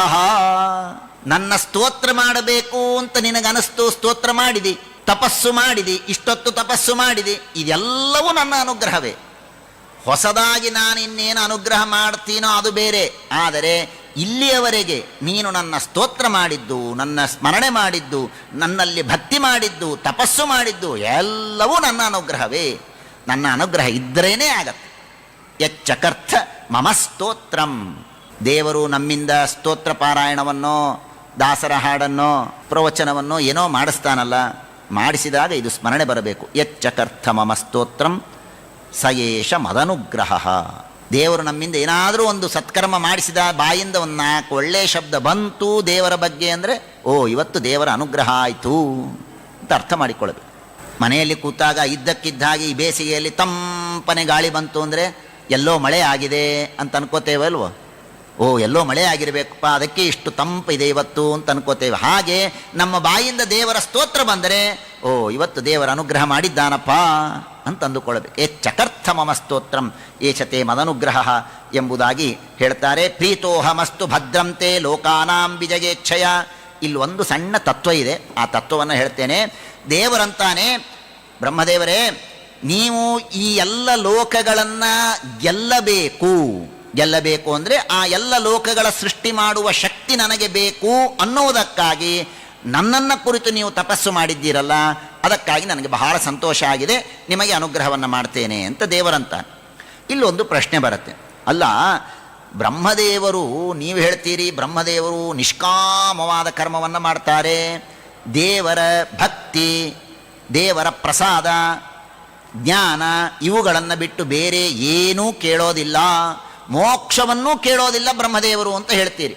ನಿಷ್ಕಾಮವಾದ ಕರ್ಮವನ್ನು ಬ್ರಹ್ಮದೇವರು ಮಾಡ್ತಾರೆ ಅಂತಂತೀರಿ. ಆದರೆ ಭಗವಂತ ಹೇಳ್ತಾನೆ, ಲೋಕಾನಾಂ ವಿಜಯೇಚ್ಛಯ, ಲೋಕಗಳನ್ನು ಗೆಲ್ಲಬೇಕು ಅನ್ನುವ ಸಂಕಲ್ಪವನ್ನು ಮಾಡಿ ನೀನು ನನ್ನ ತಪಸ್ಸನ್ನು ಮಾಡಿದ್ದೀಯಾ, ಆದ್ದರಿಂದ ನಿನಗೆ ಅನುಗ್ರಹವನ್ನು ಮಾಡ್ತೇನೆ ಅಂತ ಹೇಳ್ತಾರಲ್ಲ, ಇದು ಹೇಗೆ? ಬ್ರಹ್ಮದೇವರು ಹಾಗಾದರೆ ಸಕಾಮ ಕರ್ಮ ಮಾಡಿದಂತಾಯ್ತಲ್ಲ, ಲೋಕವನ್ನು ಗೆಲ್ಲಬೇಕು ಅನ್ನುವ ಇಚ್ಛೆಯಿಂದ ಮಾಡಿದರೆ ಸಕಾಮ ಕರ್ಮ ಆಯ್ತಲ್ಲ. ಅದಕ್ಕೆ ಆಚಾರ್ಯರು ನಿರ್ಣಯ ಕೊಡ್ತಾರೆ, ಸರ್ವಥಾ ಅಲ್ಲ. ಸಕಾಮ ಕರ್ಮ ಯಾವಾಗ ಆಗತ್ತೆ ಅಂದರೆ ಆಧಿಕಾರಿಕ ದೇವಾನಾಂ ಸ್ವಾಧಿಕಾರಾಭಿಕಾಮನಂ ಭವತಿ ಪ್ರೀತಯೇ ವಿಷ್ಣೋ. ಬಹಳ ಸುಂದರವಾದ ಮಾತು. ಒಬ್ಬ ಆಧಿಕಾರಿಕ ಜೀವ ಅಂತ ಇರ್ತಾನೆ, ಆಧಿಕಾರಿಕ ದೇವತೆಗಳು ಅಂತ ಇದ್ದಾರೆ. ಆ ಆಧಿಕಾರಿಕ ದೇವತೆಗಳಿಗೆ ಕೆಲವು ಕರ್ತವ್ಯ ಕರ್ಮಗಳನ್ನು ಹೀಗೆ ಮಾಡು ಅಂತ ದೇವರು ಹೇಳಿರ್ತಾನೆ. ಅದಕ್ಕೆ ಸಂಬಂಧಪಟ್ಟದ್ದನ್ನು ಅವರು ಏನಾದರೂ ಬಯಸಿ ತಪಸ್ಸು ಮಾಡಿದರೆ ಆಗ ಅದು ಸಕಾಮ ಕರ್ಮ ಅಂತ ಆಗೋದಿಲ್ಲ. ಸಕಾಮ ಕರ್ಮ ಯಾವಾಗ ಆಗತ್ತೆ ಅಂದರೆ ನನ್ನ ಅಧಿಕಾರಕ್ಕೆ ಸಂಬಂಧ ಪಡದೇ ಇದ್ದದ್ದನ್ನು ನಾನು ಕೇಳಿದರೆ ಆಗ ಸಕಾಮ ಕರ್ಮ. ನನ್ನ ಅಧಿಕಾರಕ್ಕೆ ಸಂಬಂಧಪಟ್ಟದ್ದನ್ನು ನಾನು ಕೇಳಿದರೆ ಅದು ಸಕಾಮ ಕರ್ಮ ಆಗೋದಿಲ್ಲ. ಸುಮ್ಮನೆ ಸ್ಥೂಲವಾಗಿ ದೃಷ್ಟಾಂತ ಕೊಡೋದಕ್ಕೆ ನಾನು ಹೇಳ್ತೇನೆ. ಸ್ಥೂಲವಾಗಿ ದೃಷ್ಟಾಂತ ಕೊಡೋದಕ್ಕೆ ಹೇಳೋದಾದರೆ, ಒಬ್ಬ ಪೊಲೀಸ್ ಕಮಿಷನರ್ ಇದ್ದಾರೆ ಅಥವಾ ಇನ್ಸ್ಪೆಕ್ಟರ್ ಇದ್ದಾರೆ. ಸಾಮಾನ್ಯವಾಗಿ ಅವರಿಗೆ ಏನು ಹೇಳಿರ್ತಾರೆ? ಸರ್ಕಾರಿ ವಸ್ತುಗಳನ್ನು ಬಳಸಬಾರದು, ಸರ್ಕಾರಿ ವಸ್ತುಗಳನ್ನು ಬಳಸಬಾರದು. ನೀನು ಜೀಪ್ ತಗೊಂಡು ಮಾರ್ಕೆಟ್ಗೆ ಹೋದೆಯೋ, ಮಾಲ್ಗೆ ಹೋದೆಯೋ, ಹೆಂಡತಿಯನ್ನು ತಿರುಗಾಡಿಸ್ಲಿಕ್ಕೆ ಹೋದೆ, ಈ ಥರ ಎಲ್ಲ ಮಾಡೋದು ಇದು ಅಪರಾಧ. ಹೌದೋ ಅಲ್ವೋ? ನಿಜ. ಆದರೆ ಅದೇ ಕಮಿಷನರೋ ಅಥವಾ ಸಬ್ ಇನ್ಸ್ಪೆಕ್ಟರೋ ಯಾರೋ ಒಬ್ಬನು ಆ ಜೀಪನ್ನು ತೆಗೆದುಕೊಂಡು ಯಾರೋ ಒಬ್ಬ ಕಳ್ಳನನ್ನು ಹಿಡಿಯಲಿಕ್ಕೆ ಹೋದರೆ ಆಗ ಅದು ಅಪರಾಧ ಆಗೋದಿಲ್ಲ. ಯಾಕೆ ಅಂದರೆ ಅದು ಅವನ ಕರ್ತವ್ಯ ಕರ್ಮದಲ್ಲಿ ಸೇರಿಕೊಂಡದ್ದು, ಅವನ ಕರ್ತವ್ಯ ಕರ್ಮದಲ್ಲಿ ಸೇರಿಕೊಂಡದ್ದು. ಆದ್ದರಿಂದ ಅದು ತಪ್ಪು ಅಂತ ಆಗೋದಿಲ್ಲ. ಹಾಗೆ ಬ್ರಹ್ಮದೇವರು ಜಗತ್ತಿನ ಸೃಷ್ಟಿ ಮಾಡುವುದು ಅವರ ಕರ್ಮ, ಅದು ಅವರ ಕರ್ತವ್ಯ ಕರ್ಮ ಅದು. ಹಾಗಾಗಿ ಅದಕ್ಕೆ ಸಂಬಂಧಪಟ್ಟಂತಹ ಪ್ರಾರ್ಥನೆಯನ್ನು ಮಾಡಿದರೆ ಅದು ಸಕಾಮ ಕರ್ಮ ಆಗೋದಿಲ್ಲ ಎಂಬುದಾಗಿ ಶ್ರೀಮದಾಚಾರ್ಯರು ನಮಗೆ ತಿಳಿಸಿಕೊಡ್ತಾರೆ.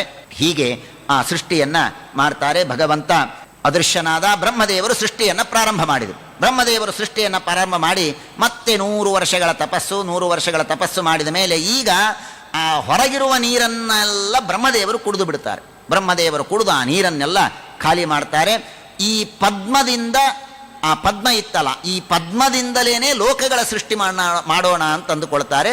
ಭಗವಂತ ಆ ಪದ್ಮದಲ್ಲಿ ಪ್ರವೇಶ ಮಾಡಿ ಆ ಪದ್ಮವನ್ನು 3 ಭಾಗ ಮಾಡ್ತಾನೆ. ಮೇಲಿನ ಭಾಗ ಸ್ವರ್ಲೋಕ, ಕೆಳಗಿನ ಭಾಗ ಭೂಲೋಕ, ಮಧ್ಯದ ಭಾಗ ಭುವರ್ಲೋಕ ಎಂಬುದಾಗಿ 3 ಭಾಗವನ್ನು ಮಾಡ್ತಾನೆ. ಆ ಮೇಲಿನ ಭಾಗವನ್ನು ಮತ್ತೆ 7 ಭಾಗ ಮಾಡ್ತಾನೆ, ಅದೇ ಮೇಲಿನ 7 ಲೋಕಗಳು. ಕೆಳಗಿನ ಭಾಗವನ್ನು ಮತ್ತೆ 7 ಭಾಗ ಮಾಡ್ತಾನೆ, ಅದು ಕೆಳಗಿನ 7 ಲೋಕಗಳು ಆಗತ್ತೆ. 9 ತರಹದ ಸೃಷ್ಟಿ ಅಂತ ಹೇಳ್ತಾರೆ. ವೇಗವಾಗಿ ಹೇಳಿಬಿಡ್ತೇನೆ, ಸುಮ್ಮನೆ ಒಮ್ಮೆ ಕಿವಿಯಲ್ಲಿ ಬಿದ್ದಿರಲಿ ಅನ್ನೋದಕ್ಕಾಗಿ ಅಷ್ಟೇ. 9 ತರಹದ ಸೃಷ್ಟಿ, ಪ್ರಾಕೃತ ವೈಕೃತ ಎಂಬುದಾಗಿ ಆ ಸೃಷ್ಟಿ 2 ಸೃಷ್ಟಿ. ಆ ಸೃಷ್ಟಿಯಲ್ಲಿ ಮತ್ತೆ 9 ತರಹದ ಸೃಷ್ಟಿ. ಮೊದಲನೆಯ ಸೃಷ್ಟಿ ಮಹತ್ತತ್ವದ ಸೃಷ್ಟಿ, ಎರಡನೆಯದ್ದು ಭೂತಗಳು, ಇಂದ್ರಿಯಗಳು, ದೇವತೆಗಳು ಇವೆಲ್ಲದಕ್ಕೂ ಕಾರಣವಾದಂತಹ ಅಹಂಕಾರ ತತ್ವದ ಸೃಷ್ಟಿ. ಆಮೇಲೆ ಪಂಚಮಹಾಭೂತಗಳು, ಇಂದ್ರಿಯಗಳ ಸೃಷ್ಟಿ, ವೈಕಾರಿಕ ಸೃಷ್ಟಿ, ದೇವತೆಗಳ ಸೃಷ್ಟಿ. ಅದಾದ ಮೇಲೆ ಬ್ರಹ್ಮದೇವರು ತಮಸ್ಸರ್ಗ ಅಂತ ಅವಿದ್ಯಾ ಎಂಬುದನ್ನು ಸೃಷ್ಟಿ ಮಾಡ್ತಾರೆ.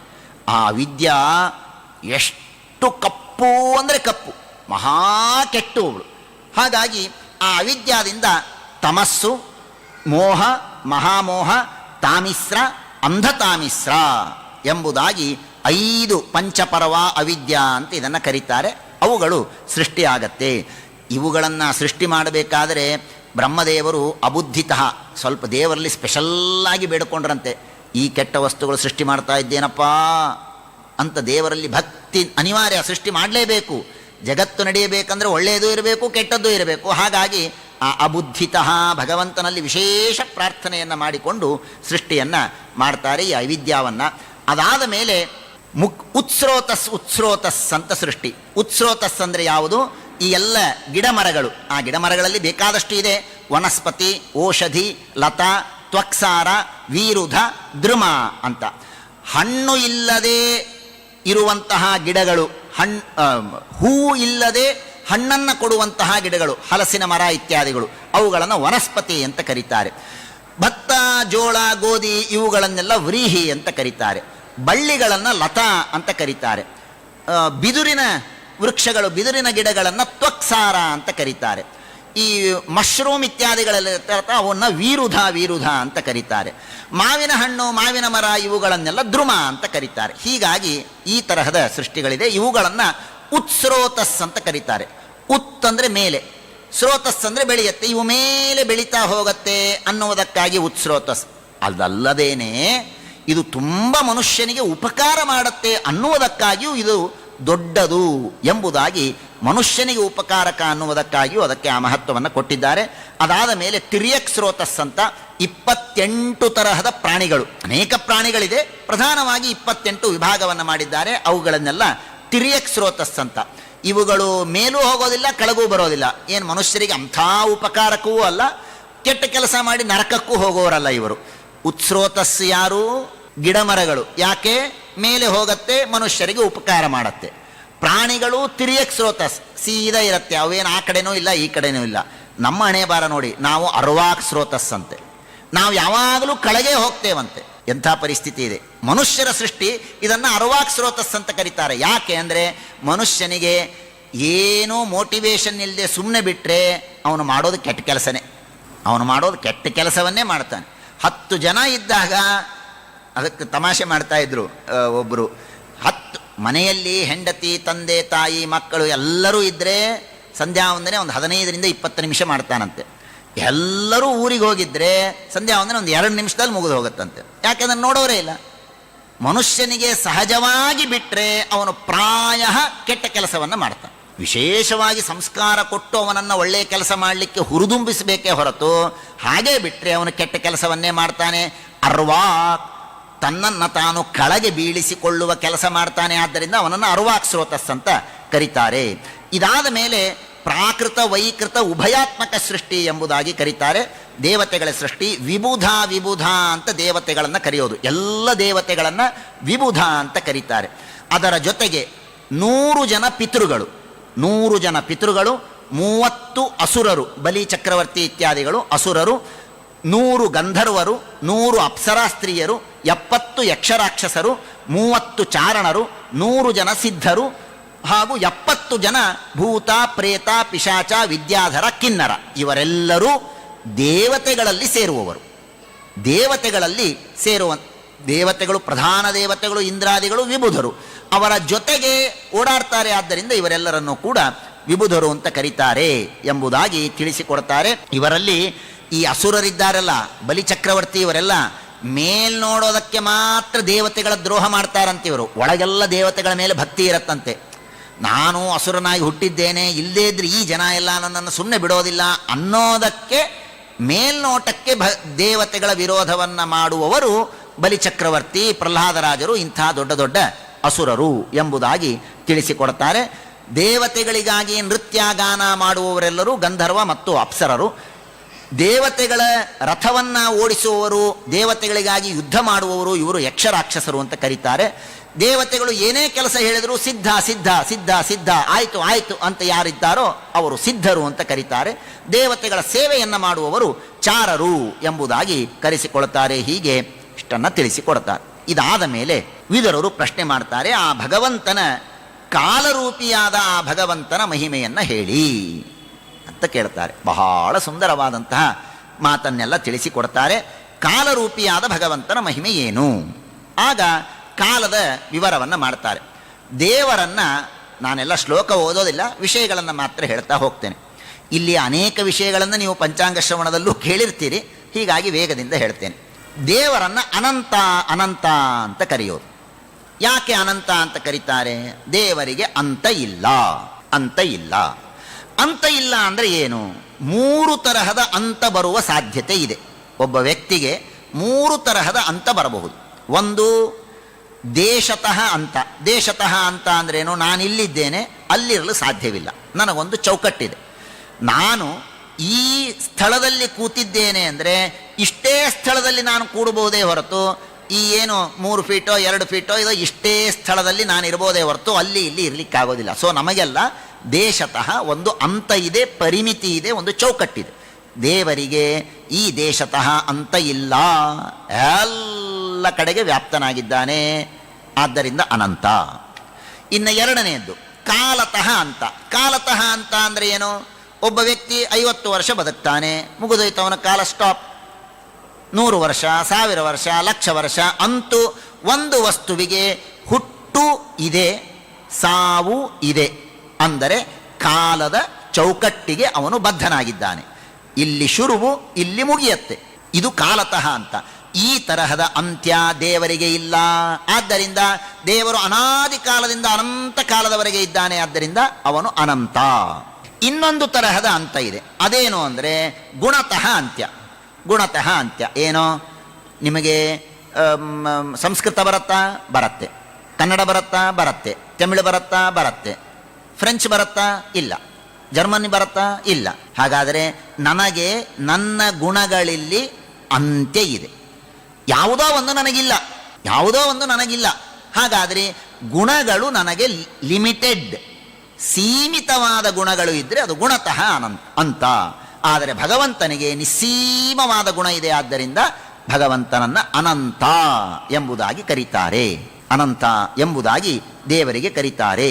ಹಾಗಾಗಿ ಭಗವಂತ ಅನಂತ ಅಂದರೆ 3 ತರಹದ ಅನಂತ್ಯ ದೇವರಿಗಿದೆ. ಗುಣತಃ, ದೇವರಿಗೆ ಸೀಮೆ ಇಲ್ಲ, ಕಾಲದ ಸೀಮೆ ದೇವರಿಗೆ ಇಲ್ಲ, ದೇಶದ ಸೀಮೆ ದೇವರಿಗೆ ಇಲ್ಲ. ಹಾಗಾಗಿ ದೇವರನ್ನು ಅನಂತ ಅಂತ ಕರೀತಾನೆ. ಈ ದೇವರ ಅತೀ ದೊಡ್ಡದಾದ ರೂಪ ಯಾವುದು ಅಂತ ನಿಮಗೆ ಗೊತ್ತಾ? ಅತೀ ದೊಡ್ಡದಾದ ರೂಪ, ಅದಕ್ಕಿಂತಲೂ ದೊಡ್ಡದಾದ ರೂಪ ಇನ್ನೊಂದು ಇಲ್ಲ. ಅಂಥ ಒಂದು ರೂಪ ಇದೆ ದೇವರದ್ದು. ಅದು ಯಾವುದು ಅಂತ ಪ್ರಶ್ನೆ. ಅದಕ್ಕೆ ಹೇಳ್ತಾರೆ, ಈ ಬ್ರಹ್ಮಾಂಡದ ಒಳಗೆ ಇರುವಂತಹ ರೂಪ ಇದೆಯಲ್ಲ, ಈ ಬ್ರಹ್ಮಾಂಡದ ಒಳಗೆ ಇರುವಂತಹ ರೂಪ ಇದು ಒಂದು ವಸ್ತುವಿನಲ್ಲಿ ಅಂತರ್ಗತವಾದ ರೂಪ. ಬ್ರಹ್ಮಾಂಡದ ಒಳಗೆ ದೇವರು, ಪ್ರತಿಮೆಯ ಒಳಗೆ ದೇವರು, ದೇಹದ ಒಳಗೆ ದೇವರು. ಈ ಒಳಗೆ ಒಳಗೆ ಅಂತರ್ಯಾಮಿ ಅಂತ ಏನು ಕರಿತೇವೆ ನೋಡ್ರಿ, ಇದೆಲ್ಲವೂ ಕೂಡ ಒಂದು ಸೀಮಿತವಾದ ರೂಪ. ಸೀಮಿತವಾದ ರೂಪ ಹೇಳ್ತೇನೆ ಆಮೇಲೆ. ಈ ಬ್ರಹ್ಮಾಂಡದ ಹೊರಗೊಂದು ರೂಪ ಇದೆ. ಬ್ರಹ್ಮಾಂಡದ ಹೊರಗೊಂದು ಬ್ರಹ್ಮಾಂಡವನ್ನು ಹೊತ್ತುಕೊಂಡಂತಹ ಜಗತ್ತನ್ನು ಆವರಿಸಿದ ಒಂದು ರೂಪ ಇದೆ. ಅದಕ್ಕೇನಂತ ಕರೀತಾರೆ? ವಾಸುದೇವ ಅಂತ ಕರೀತಾರೆ. ಅದು ವಾಸುದೇವ ರೂಪ. ಆ ವಾಸುದೇವ ರೂಪಕ್ಕಿಂತಲೂ ಹೊರಗೆ ಮತ್ತೊಂದು ರೂಪ ಇದೆ, ಅದು ಪರಮಪುರುಷ ಅಂತ ಅದನ್ನು ಕರೀತಾರೆ. ಅದಕ್ಕಿಂತಲೂ ಹೊರಗೆ ಮತ್ತೊಂದು ದೊಡ್ಡ ರೂಪ ಇದೆ, ಅಂತ್ಯವೇ ಇಲ್ಲದಂತಹ ರೂಪ. ಅದನ್ನು ಶೂನ್ಯ ನಾರಾಯಣ ಎಂಬುದಾಗಿ ಕರೀತಾರೆ. ಇಷ್ಟೇ, ಇದನ್ನು ತಿಳ್ಕೊಂಡಿರಿ, ಇದರ ಹೆಚ್ಚು ಚರ್ಚೆ ಬೇಡ. ಇಷ್ಟು ಭಗವಂತನ ರೂಪ. ಇನ್ನೊಂದು ವಿಶೇಷ ಅಂದ್ರೇನು? ದೇವರಿಗೆ ಗುಣತಃ ಅಂತ ಇದೆಯಾ? ಇಲ್ಲ, ಅನಂತ ಗುಣಪೂರ್ಣ. ಅವನು ಕೃಷ್ಣನಾದಾಗಲೂ ಅನಂತ ಗುಣಪೂರ್ಣ, ರಾಮನಾದಾಗಲೂ ಅನಂತ ಗುಣಪೂರ್ಣ. ದೇಶತ ಭಗವಂತನಿಗೆ ಕಾಲತಃ ಅಂತ ಇದೆಯಾ? ರಾಮನಾದಾಗಲೂ ಸಾಯೋದಿಲ್ಲ, ಕೃಷ್ಣನಾದಾಗಲೂ ಸಾಯೋದಿಲ್ಲ. ಆದರೆ ದೇವರಿಗೆ ದೇಶತಃ ಅಂತ್ಯ ಮಾತ್ರ ಇದೆ. ಅಂದ್ರೇನರ್ಥ? ಈಗ ಕೃಷ್ಣ ಇದ್ದಾನೆ. ಕೃಷ್ಣ ಎಷ್ಟಿದ್ದ? ಸಣ್ಣ ಬಾಲಕನಾಗಿ ಇದ್ನೋ ಇಲ್ವೋ? ಪುಟ್ಟ ಬಾಲಕನಾಗಿ ದೇವರಿದ್ನೋ ಇಲ್ವೋ? ಯದ್ಯಪಿ ದೇವರು ಅನಂತ ದೇಶದಲ್ಲಿದ್ದಾನೆ, ಆದರೆ ಸಣ್ಣ ರೂಪದಲ್ಲೂ ಕೂಡ ದೇವರು ಕಾಣಿಸ್ತಾನೆ. ಸಣ್ಣ ರೂಪದಲ್ಲೂ ದೇವರು ಕಾಣಿಸ್ತಾನೆ. ಹಾಗಾಗಿ ದೇವರಿಗೆ ದೇಶತಃ ಅಂತ್ಯ ಇದೆ ಅಂತ ತಿಳಿಸಿಕೊಡ್ತಾರೆ. ಹಾಗಾಗಿ ಅಂತೂ ಭಗವಂತ ಒಂದು ಸಣ್ಣ ಇರುವೆಯಿಂದ ಆರಂಭ ಮಾಡಿಕೊಂಡು ಸಮಗ್ರವಾದ ಬ್ರಹ್ಮಾಂಡದ ಹೊರಗೆ ಎಲ್ಲ ಕಡೆಗೂ ವ್ಯಾಪ್ತನಾಗಿದ್ದಾನೆ ಭಗವಂತ. ಇನ್ನು ಕಾಲದ ಬಗ್ಗೆ ತಿಳಿಸ್ತಾರೆ. ಕಾಲ ಏನು ಅದನ್ನು ಬಹಳ ವಿವರವಾಗಿ ಹೇಳಿದ್ದಾರೆ. ಸುಮ್ಮನೆ ಓದಿಬಿಡ್ತೇನೆ, ನಿಮಗೆಲ್ಲ ಗೊತ್ತು, ಬೇಕಾದಷ್ಟು ಬಾರಿ ಕೇಳಿರ್ತೀರಿ. 2 ಪರಮಾಣುಗಳು ಸೇರಿದರೆ ಒಂದು ಅಣುಕಾಲ ಅಂತ ಕರೀತಾರೆ. 2 ಅಣುಕಾಲ ಸೇರಿದರೆ ಒಂದು ತೆಸರೇಣು, 3 ತೆಸರೇಣು ಸೇರಿದರೆ ಒಂದು ತ್ರುಟಿ, 3 ತ್ರುಟಿ ಸೇರಿದರೆ ಒಂದು ವೇದ, 3 ವೇದ ಸೇರಿದರೆ ಒಂದು ಲವ, 3 ಲವ ಸೇರಿದರೆ ಒಂದು ನಿಮೇಷ, 3 ನಿಮೇಷ ಸೇರಿದರೆ ಒಂದು ಕ್ಷಣ, 5 ಕ್ಷಣ ಸೇರಿದರೆ ಒಂದು ಕಾಷ್ಠ, 15 ಕಾಷ್ಠ ಸೇರಿದರೆ ಒಂದು ಲಘು, 15 ಲಘು ಸೇರಿದರೆ ಒಂದು ನಾಡಿಕ, 2 ನಾಡಿಕ ಸೇರಿದರೆ ಒಂದು ಮುಹೂರ್ತ, 6 ನಾಡಿಕ ಸೇರಿದರೆ ಒಂದು ಪ್ರಹರ. ಇದರ ಮುಂದಿಂದು ನಮಗೆ ಅರ್ಥ ಆಗತ್ತೆ. 4 ಪ್ರಹರಗಳು ಅಂದರೆ 4 ಯಾಮಗಳು ಸೇರಿದರೆ ಒಂದು ದಿನ, ಒಂದು ಹಗಲು. ಒಟ್ಟು 8 ಯಾಮಗಳು ಅಂದರೆ ಒಂದು ಹಗಲು ರಾತ್ರಿ, ಒಂದು ದಿನ. 15 ದಿನಗಳು ಅಂದರೆ ಒಂದು ಪಕ್ಷ, 2 ಪಕ್ಷ ಅಂದರೆ ಒಂದು ಮಾಸ. ಈ ಒಂದು ಮಾಸವೇ ಪಿತೃಗಳಿಗೆ ಒಂದು ದಿನ ಇದ್ದಂತೆ. 2 ಮಾಸ ಅಂದರೆ ಒಂದು ಋತು, 6 ಮಾಸ ಅಂದರೆ ಒಂದು ಅಯನ. ಅದೇ ದೇವತೆಗಳಿಗೆ ಹಗಲು. ಉತ್ತರಾಯಣ ಇದು ಹಗಲು, ದಕ್ಷಿಣಾಯನ ಇದು ದೇವತೆಗಳ ರಾತ್ರಿ. 12 ಮಾಸ ಅಂದರೆ ಒಂದು ವರ್ಷ, ಅದು ದೇವತೆಗಳ ಒಂದು ದಿನ. ಸಂವತ್ಸರ, ಇದರಲ್ಲಿ 5 ತರಹದ ವಿಭಾಗಗಳು ಇದೆ. ಸಂವತ್ಸರ, ಪರಿವತ್ಸರ, ಇಡಾವತ್ಸರ, ಅನುವತ್ಸರ, ವತ್ಸರ ಅಂತ ಕರೀತಾರೆ. ಏನು ಅದನ್ನು ಸ್ವಲ್ಪ ತಿಳಿಯೋಣ. ಸಂವತ್ಸರ, ಪರಿವತ್ಸರ ಅಂತ ಕರೀತಾರೆ. ಏನದು? ಒಂದು ವರ್ಷವನ್ನು ಎಣೆಸುವಂತಹ ಒಂದು ಲೆಕ್ಕಗಳು ಅಷ್ಟೇ. ಒಂದು ವರ್ಷವನ್ನು ಕೌಂಟ್ ಮಾಡಲಿಕ್ಕೆ ಇರುವಂತಹ ಕೆಲವು ಲೆಕ್ಕಗಳು. ಅದೇನದು ಅಂದರೆ, ಸೂರ್ಯ ಮೇಷದಿಂದ ಆರಂಭ ಮಾಡಿಕೊಂಡು ಮೀನದವರೆಗೆ ಹೋಗಿ ಮತ್ತೆ ಮೇಷಕ್ಕೆ ಬಂದ ಅಂದರೆ ಅದನ್ನು ಸಂವತ್ಸರ ಅಂತ ಕರೀತಾರೆ. ನಾವು ಸಂಕ್ರಾಂತಿ ಅಂತ ಅಂತೇವಲ್ಲ, ಮೇಷ ಸಂಕ್ರಾಂತಿ, ಕರ್ಕ ಸಂಕ್ರಾಂತಿ, ಮಿಥುನ ಸಂಕ್ರಾಂತಿ ಎಲ್ಲ ಸಂಕ್ರಾಂತಿಗಳನ್ನು ಹೇಳ್ತೇವಲ್ಲ, ಹಾಗೆ ಸೂರ್ಯ 12 ರಾಶಿಗಳಲ್ಲಿ ಒಮ್ಮೆ ಸುತ್ತಿ ಬಂದ ಅಂದರೆ ಅದು ಒಂದು ವರ್ಷ, ಅದಕ್ಕೆ ಸಂವತ್ಸರ ಅಂತ ಕರೀತಾರೆ. ಪರಿವತ್ಸರ ಅಂತ ಕರೆಯೋದು ಗುರುಗ್ರಹ ಒಂದು ರಾಶಿಯಿಂದ ಇನ್ನೊಂದು ರಾಶಿಗೆ ಹೋಗೋದಕ್ಕೆ ಎಷ್ಟು ಸಮಯ ಬೇಕೋ ಅದನ್ನು ಪರಿವತ್ಸರ ಅಂತ ಕರೀತಾರೆ. ಆಲ್ಮೋಸ್ಟ್ ಎಲ್ಲವೂ ಒಂದು ವರ್ಷಕ್ಕೇನೆ ಅಡ್ಜಸ್ಟ್ ಆಗತ್ತೆ. ಇಡಾವತ್ಸರ ಅಂದರೆ ನಕ್ಷತ್ರಗಳು 12 ಬಾರಿ ಸುತ್ತಿದರೆ, 27 ನಕ್ಷತ್ರಗಳು 12 ಬಾರಿ ಸುತ್ತಿದರೆ ಆಗ ಒಂದು ವರ್ಷ, ಅದು ಇಡಾವತ್ಸರ ಅಂತ ಅದನ್ನು ಕರೆಸಿಕೊಳ್ತಾರೆ. ಅನುವತ್ಸರ ಅಂದರೆ ತಿಥಿಗಳು, ಪ್ರತಿಪದಾದಿಂದ ಅಮಾವಾಸ್ಯ ಎಷ್ಟು 30 ದಿನ ಆಯಿತು. ಇಂಥದ್ದು 12 ಬಾರಿ ಆದರೆ ಅದನ್ನು ಅನುವತ್ಸರ ಅಂತ ಕರೀತಾರೆ. ವತ್ಸರ ಅಂದರೆ ಸರಿಯಾಗಿ 360 ದಿನಗಳು, ಹೆಚ್ಚು ಕಮ್ಮಿ ಏನಿಲ್ಲ, 360 ದಿನಗಳು. ಹೀಗೆ ಲೆಕ್ಕವನ್ನು ಮಾಡಬೇಕು ಅಂತ ತಿಳಿಸಿಕೊಟ್ಟಿದ್ದಾರೆ. ಇಲ್ಲಿ ಸಂದರ್ಭ ಇದೆ ಅಂತ ಹೇಳ್ತೇನೆ, ಆಸಕ್ತಿ ಇದ್ದವರಿಗೆ ಲಾಭ ಆಗಲಿ ಅನ್ನೋದಕ್ಕಾಗಿ ಹೇಳ್ತೇನೆ. ಈ ಅನುವತ್ಸರ ಇದೆಯಲ್ಲ, ಅನುವತ್ಸರ ಅಂದರೆ ತಿಥಿಗಳು 12 ಬಾರಿ ಸುತ್ತೋದು ಅಂತ ಅಂದೆ. ಇದನ್ನು ಚಾಂದ್ರ ಸಂವತ್ಸರ ಅಂತ ಕರೀತಾರೆ. ಚಾಂದ್ರ ಸಂವತ್ಸರ ಅಂತ ಇದನ್ನು ಕರೀತಾರೆ. ಸೂರ್ಯ ಒಂದು ರಾಶಿಯಿಂದ ಇನ್ನೊಂದು ರಾಶಿ ಅಥವಾ 12 ರಾಶಿಗಳಲ್ಲಿ ಸುತ್ತೋದಕ್ಕೆ ಸೌರವತ್ಸರ, ಸೌರಮಾಸ ಅಂತ ಕರೀತಾರೆ. ಈಗ ಅಧಿಕ ಮಾಸದಲ್ಲಿ ನಾವಿದ್ದೇವೆ. ಈ ಅಧಿಕ ಮಾಸಕ್ಕೂ ಇದಕ್ಕೂ ಬಹಳ ಸುಂದರವಾದ ಲಿಂಕ್ ಇದೆ. ಎಲ್ಲರಿಗೂ ಗೊತ್ತಿರುತ್ತೆ, ಗೊತ್ತಿಲ್ಲದೇ ಇದ್ದವರಿಗಾಗಿ ಇದನ್ನು ಹೇಳ್ತಾ ಇದ್ದೇನೆ. ಅಧಿಕ ಮಾಸ ಅಂತ ಯಾಕೆ ಬರುತ್ತೆ ಅಂದರೆ 12 ತಿಂಗಳು ನಡೀತಾ ಇರುತ್ತೆ. ಚೈತ್ರ, ವೈಶಾಖ, ಜ್ಯೇಷ್ಠ, ಆಷಾಢ ಹೀಗೆ ಸರಿಯಾಗಿ ನಡೀತಾ ಇರುತ್ತೆ. ಸರಿಯಾಗಿ ನಡೀತಾ ಇರಬೇಕಾದ್ರೆ ಈ ಒಂದು ಮಾಸದಲ್ಲಿ ಸೂರ್ಯ ಒಂದು ಗ್ರಹದಿಂದ ಇನ್ನೊಂದು ಗ್ರಹಕ್ಕೆ ಹೋಗೋದಿಲ್ಲ. ಸುಮಾರು 30 ದಿನಗಳ ಅಂತರದಲ್ಲಿ ಹಾಗೆಯೇ ಉಳ್ಕೊಂಡು ಬಿಡ್ತಾನೆ. ಸೂರ್ಯ ಗತಿ ಚೇಂಜ್ ಆಗೋದಿಲ್ಲ. ಈ ಸಂದರ್ಭದಲ್ಲಿ ಏನು ಸಮಸ್ಯೆ ಆಗುತ್ತೆ ಅಂದರೆ, ಸುಮ್ಮನೆ ಉದಾಹರಣೆ, ಒಂದು ಚಂದ್ರನಿಗೆ 1 ವರ್ಷ ಆಗಬೇಕು ಅಂದರೆ, ಚಂದ್ರ 1 ವರ್ಷವನ್ನು ಚಂದ್ರನ ಪ್ರಕಾರ 1 ವರ್ಷ ಆಗಬೇಕು ಅಂದರೆ 354 ದಿನಗಳು ಬೇಕು. ಸ್ವಲ್ಪ ಚಿಲ್ಲರೆ ಇದೆ, ಇರಲಿ, ಎಷ್ಟು ನಿಮಿಷ ಸೆಕೆಂಡ್ಗಳು ಅದನ್ನೇ ನಾನು ಲೆಕ್ಕಕ್ಕೆ ತಗೊಳ್ಳೋದಿಲ್ಲ. ಉದಾಹರಣೆಗೆ ವರ್ಷ ಅನ್ನೋದು ಒಂದು ಗುರಿ ಅಂತ ಇಟ್ಟುಕೊಳ್ಳಿ. ಆ ವರ್ಷ ಎಂಬ ಗುರಿಯನ್ನು ತಲುಪೋದಕ್ಕೆ ಚಂದ್ರನಿಗೆ 354 ದಿನಗಳು ಸಾಕು. ಆದರೆ ಸೂರ್ಯನಿಗೆ 365 ದಿನಗಳು ಬೇಕು. ಸೊ ಚಂದ್ರ ವರ್ಷವನ್ನು ತಲುಪೋದಕ್ಕೂ ಸೂರ್ಯ ವರ್ಷವನ್ನು ತಲುಪೋದಕ್ಕೂ 11 ದಿನಗಳ ಗ್ಯಾಪ್ ಬರುತ್ತೆ. 11 ದಿನಗಳ ಗ್ಯಾಪ್ ಬರುತ್ತೆ. ಈ 11 ದಿನಗಳ ಗ್ಯಾಪ್ ಬಂದರೆ ಏನಾಗತ್ತೆ, ಏನು ಸಮಸ್ಯೆ ಏನು ಅಂದರೆ ತಿಳಿದುಕೊಳ್ಳಿ.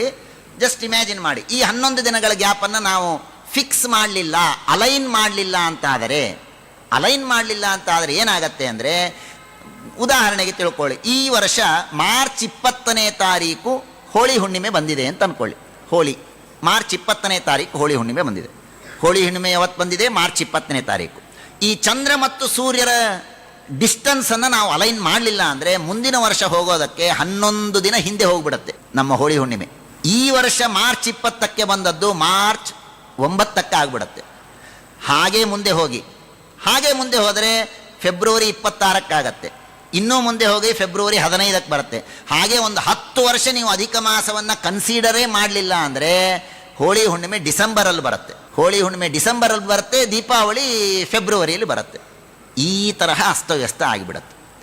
ಇದನ್ನು ಸೆಟ್ ಮಾಡೋದಕ್ಕಾಗಿ ಈ ಏನಿದೆ, ಈ ಅಧಿಕ ಮಾಸ ಅನ್ನೋದು ಒಂದು 3 ವರ್ಷಕ್ಕೊಮ್ಮೆ ಆ 30 ದಿನಗಳ 11 ಎಷ್ಟಾಯಿತು? 33 ದಿನಗಳು. ಆ 33 ದಿನಗಳನ್ನು ಸೆಟ್ ಮಾಡೋದಕ್ಕೆ 3 ವರ್ಷಕ್ಕೊಮ್ಮೆ ಅಧಿಕ ಮಾಸ ಬಂದು ಆ ವರ್ಷ ಸೂರ್ಯನ ಗತಿ ನಿಂತು ಹೋಗಿರುತ್ತೆ. ಹಾಗಾಗಿ ಮುಂದಿನ ವರ್ಷದಿಂದ ಮತ್ತೆ ಚಂದ್ರ ಸೂರ್ಯ ಇಬ್ಬರು ಜೊತೆಗೆ ಹೋಗ್ತಾರೆ. ಈ ಮಕ್ಕಳು ರನ್ನಿಂಗ್ ರೇಸ್ ಆಡೋಣ ಅಂತ ಹೊರಡ್ತಾರೆ. ರನ್ನಿಂಗ್ ರೇಸ್ ಆಡೋಣ ಅಂತ ಇಬ್ಬರು ಹುರುಪಿಂದ ಹೋಗಿರ್ತಾರೆ, ಓಡ್ತಾ ಇರ್ತಾರೆ. ಒಬ್ಳು ಯಾರೋ ಮುಂದೆ ಹೋದ ಕೂಡಲೇ ಇವಳಿಗೆ ಪಾಪ ಚಿಕ್ಕವಳಿಗೆ 1 ನಿಮಿಷ ನಿಂದ್ರು ಅಂತ ಅವಳು ನಿಂದಿರಿಸ್ತಾಳೆ. Time please ಅಂತಂತಾಳೆ, ನಿಂದಿರಿಸ್ತಾಳೆ. ಇಬ್ಬರು ಜೊತೆಯಾಗಿ ಮತ್ತೆ ಓಡ್ತಾರೆ. ಹಾಗೆ ಸೂರ್ಯಚಂದ್ರರು ಆ ತರಹ ಒಂದು ಅಲೈನ್ಮೆಂಟ್ ಆಗುತ್ತೆ. ಈ ಅಲೈನ್ಮೆಂಟ್ ಇದ್ದದ್ದಕ್ಕೆ ಹಬ್ಬ ಹರಿದಿನಗಳೆಲ್ಲ ಸರಿಯಾಗಿ ಚೌಕಾಗಿ ವೃತ್ತದಿಂದ ನಡೀತಾ ಇದೆ. ಈ ಸಮಸ್ಯೆ ಬೇರೆಯವರಿಗೆ ಬರುತ್ತೆ. ಕೆಲವರು ಚಂದ್ರನನ್ನೇ ಇಟ್ಟುಕೊಂಡು ಲೆಕ್ಕವನ್ನು ಮಾಡ್ತಾರೆ. ಬೇರೆ ಮತದಲ್ಲಿ, ಬೇರೆ ಧರ್ಮದಲ್ಲಿ ಅವರು ಚಂದ್ರನನ್ನೇ ಅನುಸರಿಸ್ತಾರೆ. ಅವರು ಈ ಸೂರ್ಯ ಗೀದ್ಯ, ಈ ಅಧಿಕ ಮಾಸ, ಲೀಪ್ ಇಯರು ಯಾವುದನ್ನು ತಲೆ ಕೆಡಿಸ್ಕೊಳ್ಳೋದಿಲ್ಲ. ಚಂದ್ರ ಏನು ಮಾಡ್ತಾನೋ ಅದರ ಪ್ರಕಾರ ಮಾಡೋರು. ಹಾಗಾಗಿ ನೋಡಿ, ಈ ವರ್ಷ ಮೊಹರಮ್ಮು ಜೂನ್ 16ಕ್ಕೆ ಬಂದಿತ್ತು. 2016ನೇ ಇಸ್ವಿಗೆ ಹೋದರೆ ಅಕ್ಟೋಬರ್ 16ಕ್ಕೆ ಮೊಹರಂ ಬಂದಿದೆ.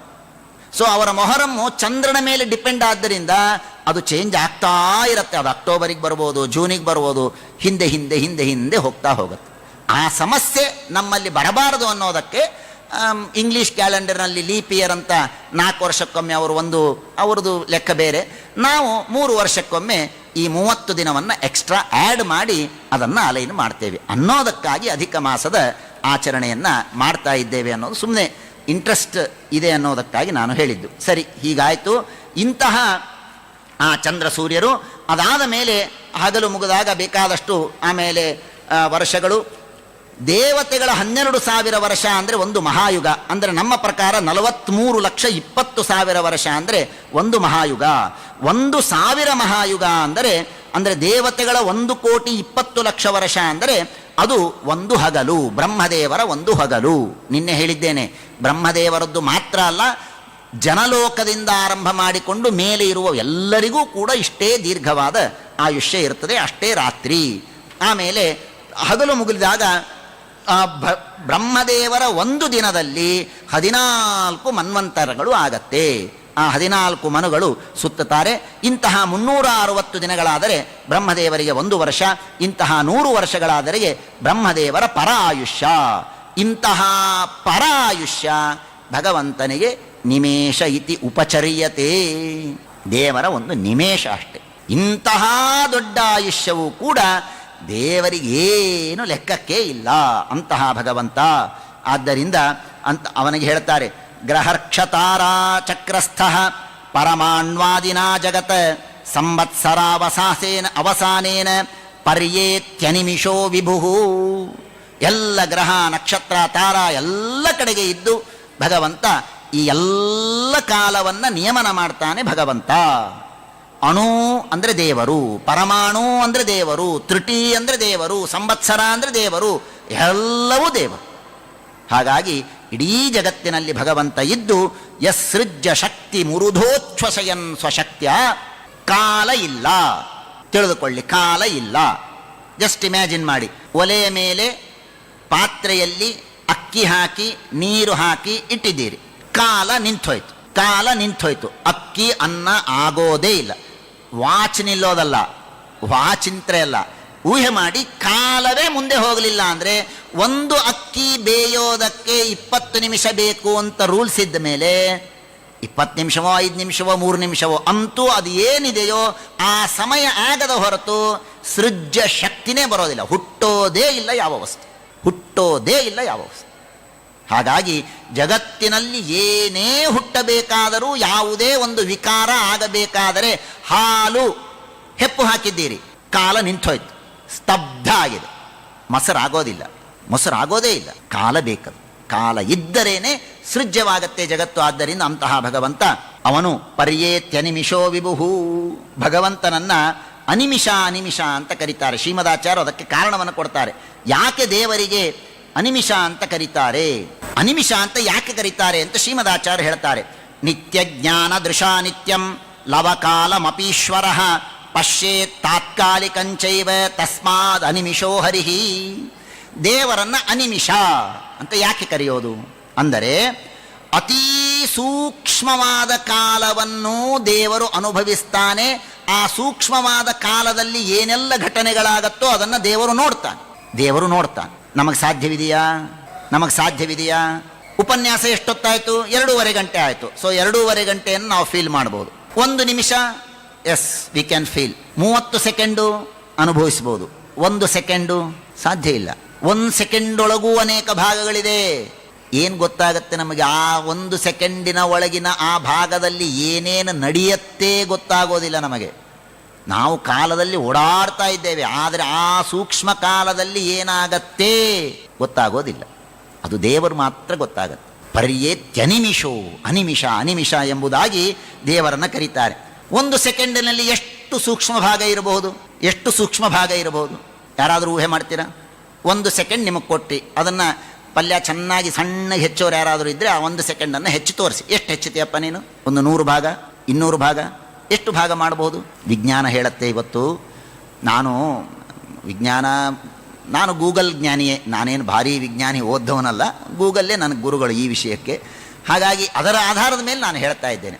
ದೇವರ ಮಹಿಮೆ ತಿಳಿಯೋದಕ್ಕೆ ಅಂದರೆ ಎಲ್ಲಾದರೂ ಯಾರು ಹೇಳಿದರೂ ನಾನು ದೇವರ ಮಹಿಮೆ ತಿಳಿಯೋದಕ್ಕೆ ಲಾಭ ಆಗೋದಾದರೆ ನಾವು ಯಾರಿಂದಾದರೂ ಜ್ಞಾನವನ್ನು ಪಡೆಯಬಹುದು. ಬಹಳ ಸುಂದರವಾದ ಅದನ್ನು ಓದ್ತಾ ಇದ್ದರೆ ಮೈ ರೋಮಾಂಚನ ಆಯಿತು, ಅದ್ಭುತ, ಕಣ್ಣಲ್ಲಿ ನೀರೇ ಬಂದುಬಿಡ್ತು. 1 ಸೆಕೆಂಡು ಸುಮ್ಮನೆ ಜಸ್ಟ್ ಇಮ್ಯಾಜಿನ್ ಮಾಡೋಣ ಅಂತ ನಾನು ಹೇಳ್ತಾ ಇದ್ದೀನಿ. ಶ್ರೀಕೃಷ್ಣಾರ್ಪಣಮಸ್ತು.